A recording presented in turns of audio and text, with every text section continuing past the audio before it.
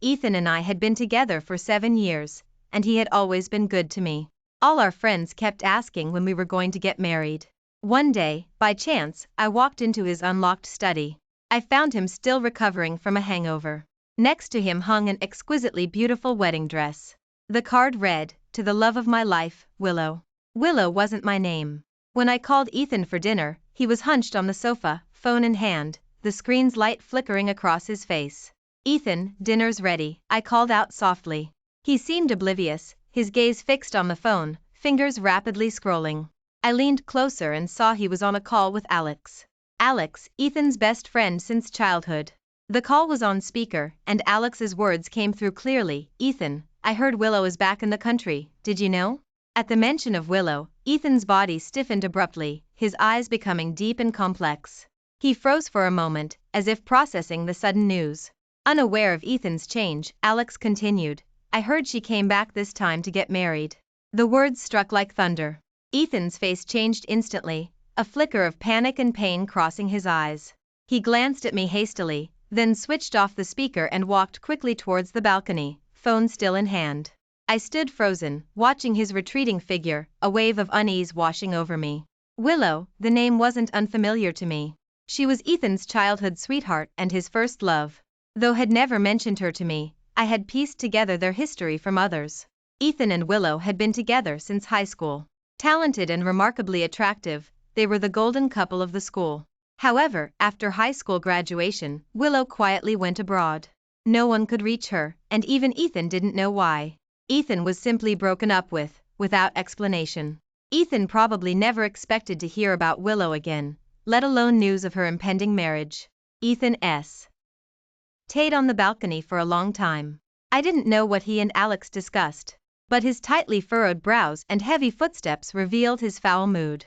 Back at the dining table, Ethan was distracted. He ate mechanically, his eyes vacant, as if lost in thought. "What's wrong?" I asked, concerned. Ethan snapped back to reality, forcing a smile. "Nothing, just a little tired." I looked at him, knowing he wasn't telling the truth. But I didn't press him, simply serving him food in silence. Dinner concluded in silence. After the meal, Ethan walked silently into his study and closed the door. 7 years of being together, and Ethan's study was my only forbidden territory. He said that even though we were a couple, we needed personal space, and the study was his private sanctuary. I had never doubted him, agreeing that we should both have our freedom, so I respected his wishes and never stepped foot into his study. I woke up to find the spot beside me still empty, a chill seeping into every inch of the room. I put on my robe and quietly left the bedroom. The house was dim, so quiet it was unsettling. Only study had a faint sliver of light escaping from under the door. I tiptoed towards the study, an inexplicable premonition urging me forward. Involuntarily, I reached out and gently pushed open the partially ajar door. The main light wasn't on in the room, only a few spotlights focused on a breathtaking wedding dress. The wedding dress stood silently by the French window, like a phantom waiting for its bride. The style of the wedding dress was of a magnificence I had never witnessed, radiating a dazzling glow. Intricate patterns were meticulously carved, every detail showcasing luxury. The neckline was interwoven with delicate pearls and sparkling crystals, outlining a perfect curve. Hand-stitched lace and crystal embellishments on the skirt shimmered under the lights. The train extended for several meters, spread across the window, embroidered with exquisite patterns. Like a magnificent galaxy, leaving behind a dreamlike play of light and shadow, revealing its nobility and splendor. I was stunned by the sudden sight, my heart involuntarily quickening. A thought flashed through my mind, was going to propose to me? After 7 years together, I had long considered him the love of my life. Surprise and sweetness surged over me like a tide. I was almost overwhelmed by this unexpected happiness. I couldn't help but walk closer to the wedding dress, wanting to savor this masterpiece. My fingers lightly brushed the neckline of the wedding dress, where a delicate card was tucked. I carefully took the card, unfolded it, and in the light of the spotlight, I read the words. The familiar, strong handwriting was Ethan's. However, the content was the coldest, most hurtful words I had ever seen in my life. "To the one true love of my life, Willow."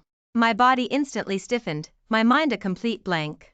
The earlier surprise and sweetness now turned into endless irony and agony. My chest felt crushed by a heavy stone, suffocating me. A wave of dizziness swept over me. I swayed, barely able to stand. I struggled to steady myself and turned to look at the other side of the room.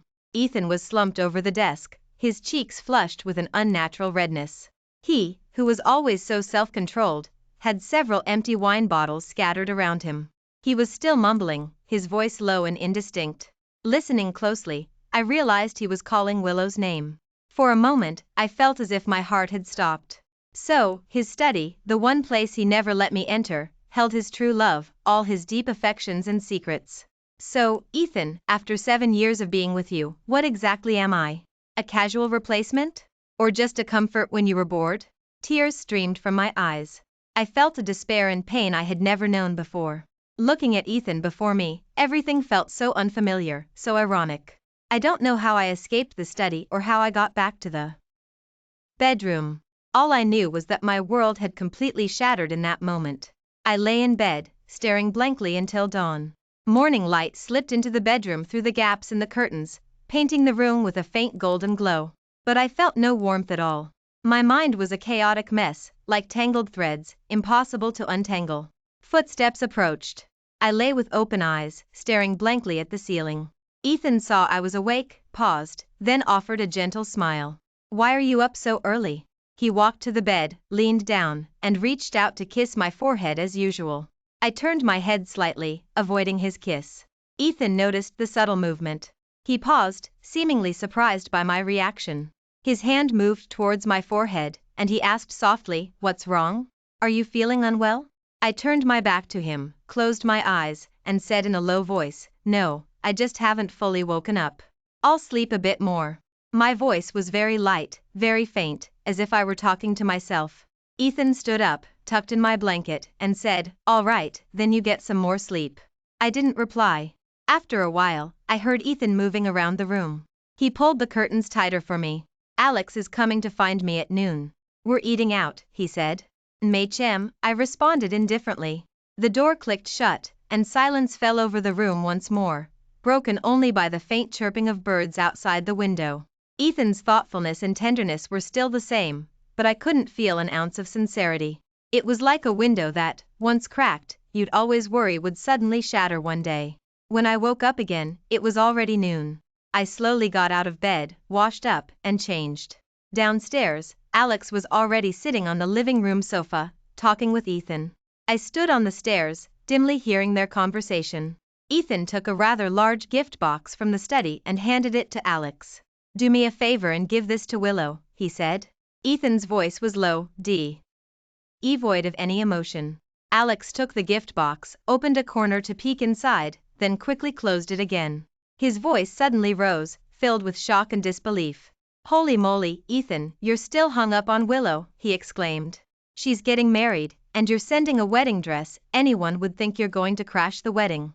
After he spoke, he seemed to realize his voice was too loud and cautiously glanced upstairs. For some reason, I instinctively hid behind the wall. "What do you mean by this?"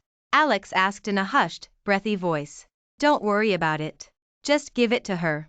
It's fulfilling an old promise." Ethan's voice remained calm, showing no ripples of emotion. "Then, does Amelia know?" Alex's voice held a hint of worry. Ethan was silent for a moment before slowly speaking. "She doesn't need to know. She doesn't need to know." The words landed like a heavy punch squarely on my heart. Why didn't I need to know? Was it because I wasn't important? I gave a bitter laugh at my own naivety. The person who lay beside me every night, I couldn't see through him. I took a deep breath, trying to calm my emotions, then slowly walked down the stairs. "Amelia, you're up." Alex saw me and immediately stood up, his face breaking into his usual cheerful smile. I managed a small smile and nodded. What were you two talking about?" "Nothing, just chatting." Ethan walked over and naturally put his arm around my shoulder. "Hungry? Let's go eat out." I obediently followed him out of the house. On the way, all three of us were silent, the atmosphere somewhat awkward. Alex kept stealing glances at me. Ethan was also preoccupied, his brows furrowed. I watched the scenery rushing past outside the window, my mind a blank. The meal was tasteless, all three of us were lost in our own thoughts. I lowered my head, poking the rice in my plate with my fork, having no appetite. Ethan picked up a forkful of vegetables from a serving dish, meticulously removed all scallions, then placed it on my plate. He did this action so naturally, as if it were ingrained in him. Ethan was very thoughtful. Since our first meal together, when he learned I didn't eat scallions, he always made sure not a single scallion appeared on my plate. But what was the point of these small gestures of thoughtfulness from someone whose heart might not even be with me? I looked up and stared deeply at Ethan. When he wasn't looking, I discreetly pushed the food on my plate to the side. Halfway through the meal, Ethan suddenly said, "Next week, one of our high school classmates is getting married. Come with me." Alex paused, looked at Ethan, then at me, then lowered his head, shoveling rice, and mumbled, "Oh right, a good friend from high school. Amelia, you should come too." There was a hint of awkwardness in his tone. I paused, knowing it was Willow's wedding.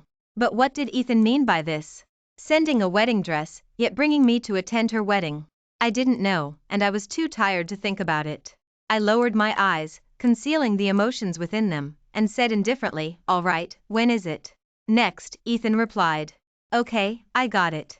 I lowered my head and continued eating, saying nothing more. Alex seemed to let out a breath of relief and also buried his head in his food. The meal ended in eerie silence. Before I knew it, Saturday arrived. Ethan got up early that morning. He took out a brand new suit from the closet, a dark blue one, well tailored, making him look even more dashing and handsome. He stood in front of the mirror, meticulously adjusting his collar, then tried on several ties, finally choosing a dark red one with a subtle pattern. The man in the mirror was handsome and suave, yet a subtle hint of nervousness flickered in his eyes. He repeatedly checked his appearance, not missing a single detail. I had already gotten ready, dressed in a simple, elegant dress, sitting quietly on the sofa nearby, watching's busy figure. Our tea was a mix of emotions. "You look very handsome," I said softly, my voice tinged with an indescribable complexity. "I almost thought you were the one getting married." Ethan's movements stiffened slightly. He turned to me, a flicker of panic in his eyes. Seemingly realizing he was overreacting, Ethan quickly explained, "He's a good friend, I can't let him down." His voice was unnatural, carrying a hint of concealment. I said nothing more, simply stood up silently, walked to his side, and gently adjusted his tie for him. "Let's go," I said. The wedding was held at a luxurious hotel. The venue was beautifully decorated with flowers and balloons everywhere, and the air was filled with a sweet fragrance. Pink and white rose walls, exquisite crystal chandeliers, and the melodious wedding march, everything seemed so dreamy and romantic. Alex arrived before us. Seeing us, he immediately waved us over to the table for high school classmates. That table, apart from Ethan and me, was already full of Ethan's high school classmates. When they saw Ethan, they all stood up to greet him, their faces showing expressions of surprise or amusement. "Ethan, you never show up for class reunions," finally decided to make an appearance. "You're looking really sharp today, I almost didn't recognize you. And this is Amelia, right? You're beautiful." Everyone chattered, their gazes sweeping back and forth between us. I smiled politely and responded to each comment. As soon as I sat down, I heard whispers from across the table. Two stylishly dressed girls were whispering to each other, occasionally glancing our way. "I can't believe Ethan came to Willow's wedding. They were the golden couple of our school back then." "Yeah, who would have thought? I always assumed they'd end up getting married." "Do you think Ethan brought his girlfriend here on purpose today?" "Who knows?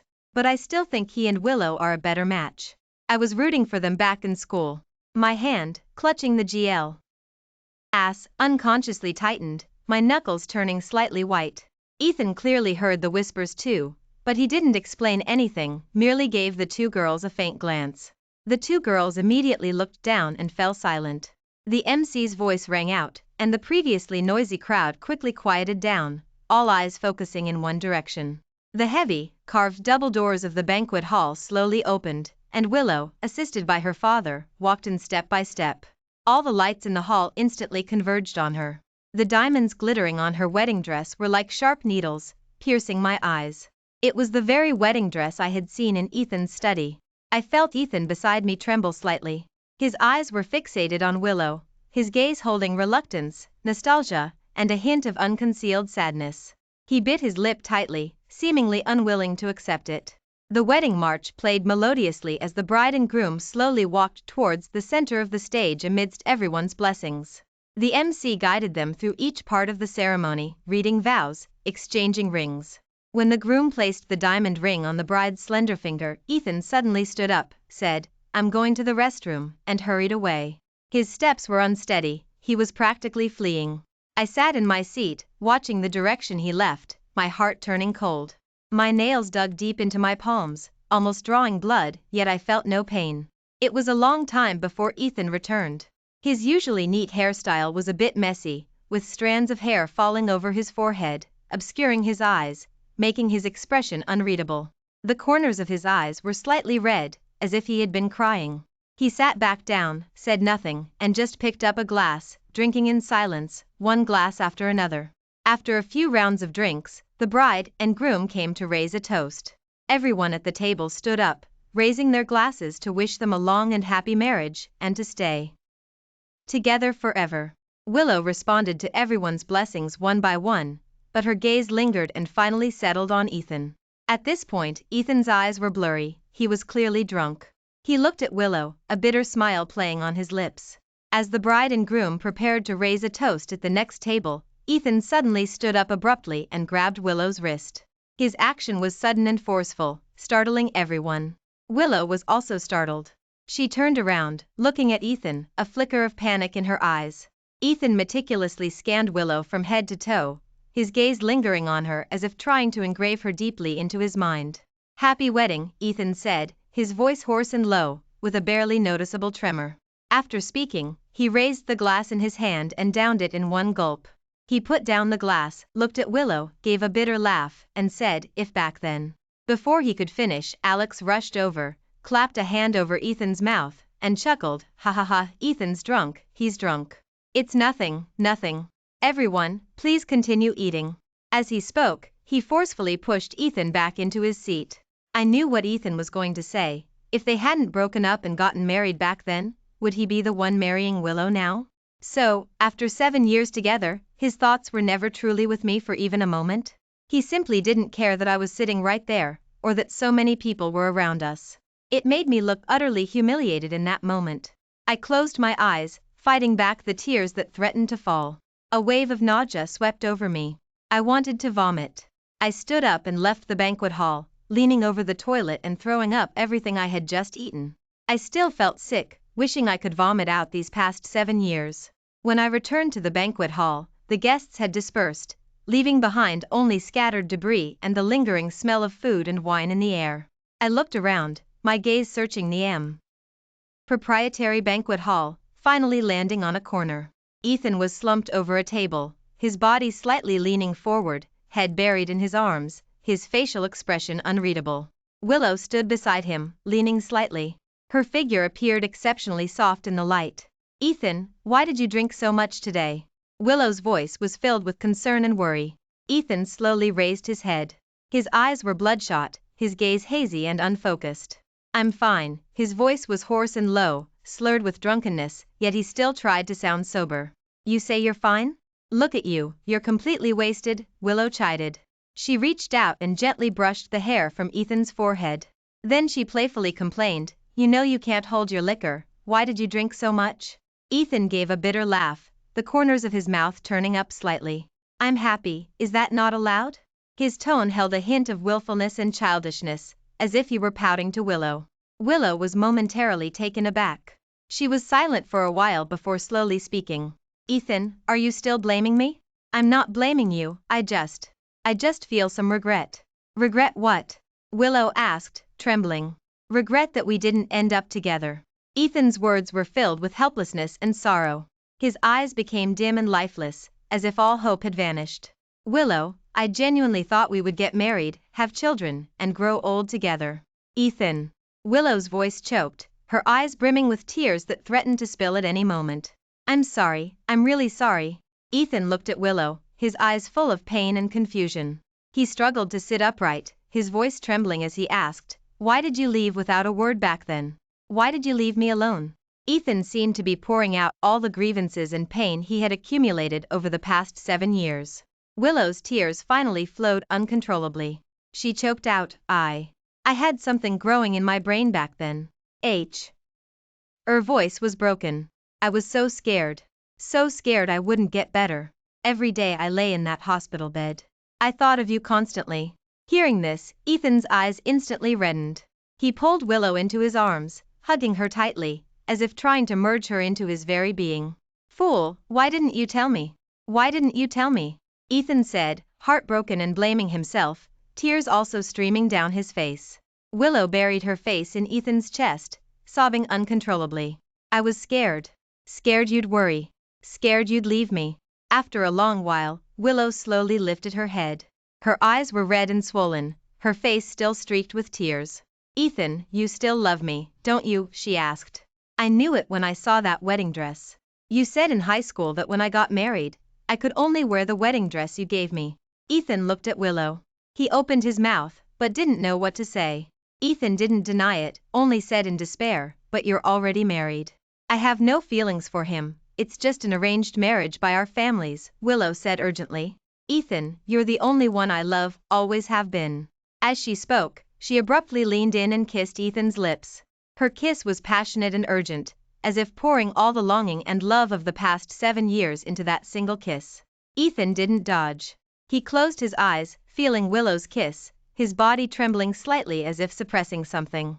Suddenly, he gripped Willow's head and kissed her back fiercely. Their kisses grew more intense, more intertwined, as if they wanted to melt into each other. I stood at the doorway, watching the scene before me. I thought I would cry, would rush in and tear off their false masks, making a huge scene. But I only felt numb, devoid of any emotion. Perhaps this was what it meant to be beyond grief, to have a heart so dead it felt nothing. When someone is completely disappointed in another, there are no more emotional fluctuations left. I turned and left, without looking back. Back home, I started packing my things. Every corner of this house was filled with memories, every nook, every object, bore witness to Ethan and my past. Souvenirs from our travels hung on the walls, the blanket we cuddled under while watching movies was still on the sofa, and the kitchen held utensils we'd bought while experimenting with new recipes. But now, I had to wonder if those beautiful moments had been genuine. Ethan called midway.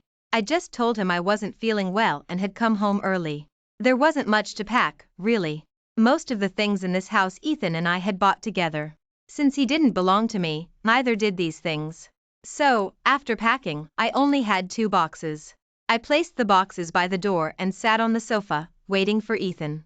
Since I had chosen to leave, it was better to make things clear. The sky gradually darkened. I didn't turn on any lights, only the outdoor lights filtered through the window panes, casting blurry silhouettes inside. I don't know how much time passed before I finally heard a sound at the door. Ethan was back. I remained still on the sofa. He entered, turned on the light, and paused slightly when he saw me. Why aren't the lights on? I thought you'd gone to bed, he asked. Ethan was clearly sober now, no longer disoriented from drink, back to his usual composed self. He said this without waiting for my reply, then started walking upstairs, unbuttoning his suit as he went, seemingly eager to hide something. Ethan didn't notice the suitcases by the door, nor did he notice my cold, loveless gaze fixed on him. Ethan, let's break up, I said, my voice so calm it surprised even myself. Ethan's steps upstairs halted. He couldn't believe what he was hearing. He turned around and asked, what? I said, let's break up, I repeated, each word clear and firm. Ethan looked at me, bewildered, and asked, why? I saw the wedding dress, I said indifferently. Ethan froze, his lips pressed tightly together. He said, that was just. Ethan thought for a long time but couldn't find a good excuse. Exactly, what was it? His first love he couldn't let go of, his the one that got away. I shook my head and continued, today at the banquet hall, I saw you and Willow. Ethan's face instantly went pale when he heard the words banquet hall. He desperately tried to explain, I was drunk then. His explanation seemed so hollow and powerless. I scoffed. But you were still able to cry and pour out your heart to her, demanding an answer. Ethan, how could you be so desperate? She's already married, and you're still trying to go back to an ex. Ethan fell silent, standing stiffly, his lips pressed into a thin line, his face ashen. I looked at Ethan, my eyes full of disappointment and sorrow, and slowly said, Ethan, these past 7 years, did you ever truly love me? Ethan's body trembled violently, as if he'd been struck. He slowly squatted down, burying his face in his knees, hands clasping his head. After a long time, he finally looked up, his voice hoarse. I love you, of course I love you. Really? I laughed. But when you were drunk and calling Willow's name, when you didn't refuse her kiss, when you hid that wedding dress in your study, cherishing it every day, what were you thinking then? Ethan, tell me, how can I trust you? Ethan couldn't meet my eyes, his gaze darted away. He pleaded incessantly, don't break up, I don't want to break up with you. I sighed, feeling utterly exhausted. I didn't want to hear his explanations anymore, nor did I want to see him like this. I turned and walked to the door, picking up the suitcases I had already packed, wanting only to leave this place as quickly as possible. Seeing me about to leave, Ethan immediately stood up and rushed to grab me. But just as he was about to reach me, I nimbly dodged to the side. I looked at Ethan with disgust and said coldly, don't touch me. You're filthy. Ethan was stung by my look of disgust. He froze in place, his expression rigid and pained.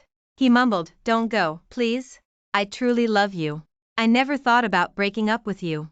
I just made a mistake. I can't let go of my past self. Ethan urgently raised his hand, holding up 3 fingers to swear, saying, I promise I'll never contact Willow again. Please forgive me just this once, okay? Let's live a good life together from now on.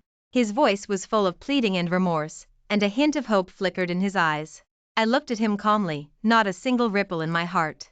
Ethan, you can't let go of your past self, but did you ever let me go?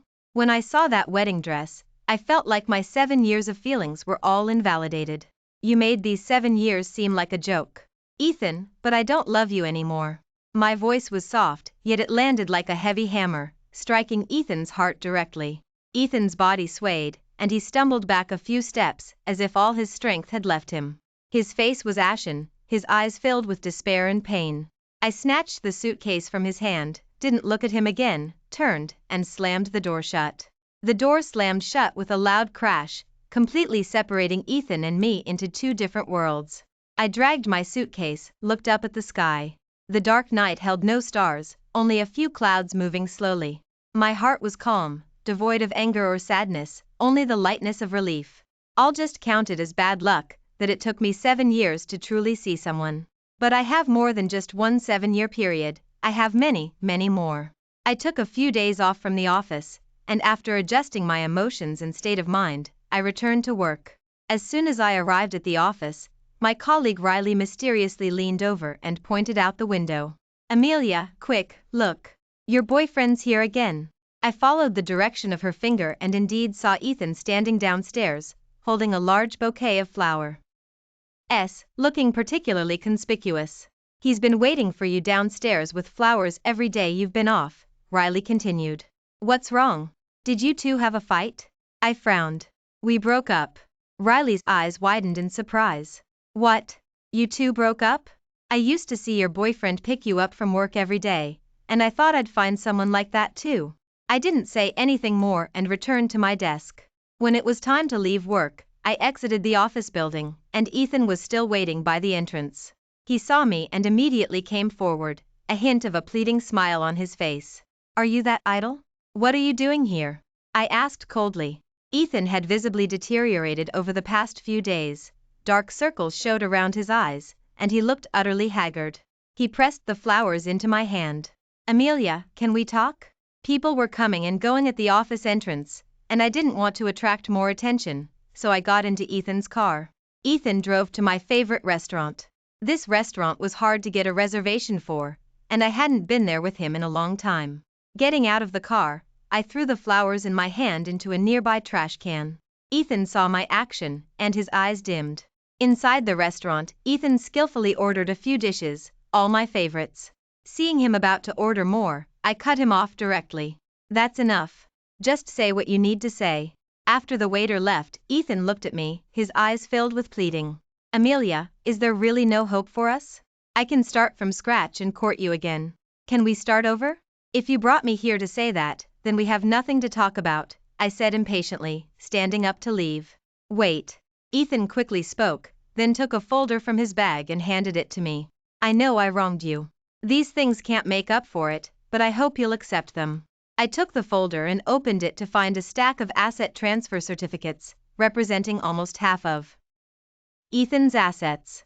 I looked up at Ethan, he was watching me nervously, seemingly awaiting my reaction.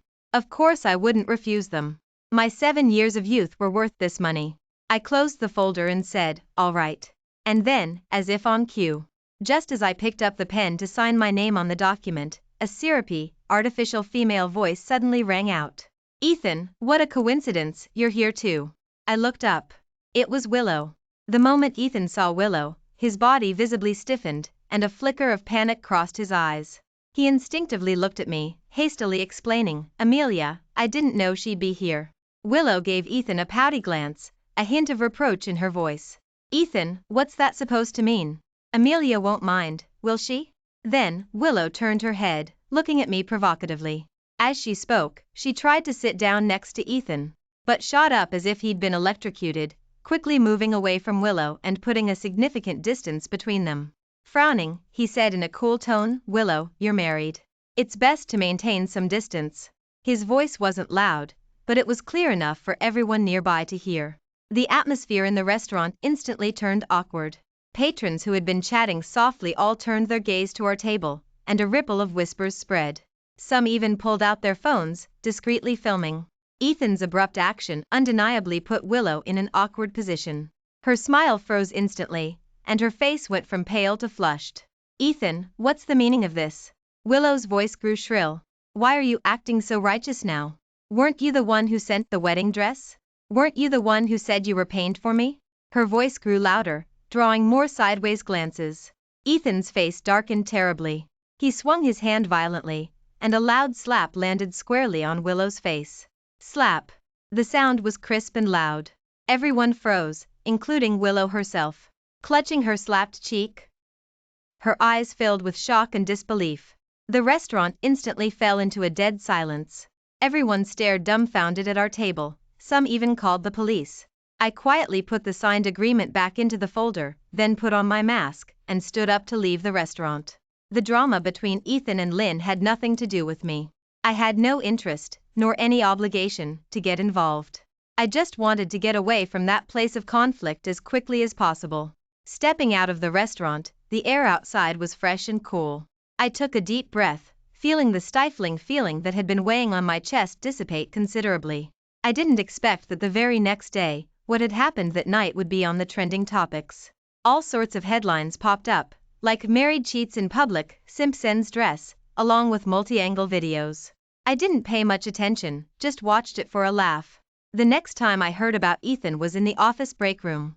As I sipped my freshly brewed coffee, I listened to my colleagues eagerly chatting about gossip. "Hey, do you guys remember that thing last time about the ex sending the wedding dress?" a young female colleague asked conspiratorially. "Yeah, what about it?" a few other colleagues immediately gathered around, asking curiously. "Is there a follow-up?" "Of course there is." The female colleague triumphantly raised her eyebrows. "I'm telling you, that woman got divorced." "What? Is that true?" "Her husband's a boss, he definitely couldn't stand the scandal, cuckolding him right in broad daylight. They got divorced less than a month after getting married." The female colleague shook her head. "What about the guy?" someone pressed. "The guy is also an executive at an office. The office said it looked bad and suspended him." The female colleague continued to spill the beans. "Worthless trash, serves them right," another colleague chimed in, her tone disdainful. I listened quietly, without feeling stirring in my heart. Recalling everything that had happened, I couldn't help but feel a sense of absurdity. The tangled relationship between Ethan and Willow was truly like a farce, filled with drama and irony. I finished my last sip of coffee, threw the disposable paper cup into the trash can, and left that gossip-filled area. Life went on as usual. I still went to work and left on time every day, doing my job and living my own life. All that commotion had nothing to do with me.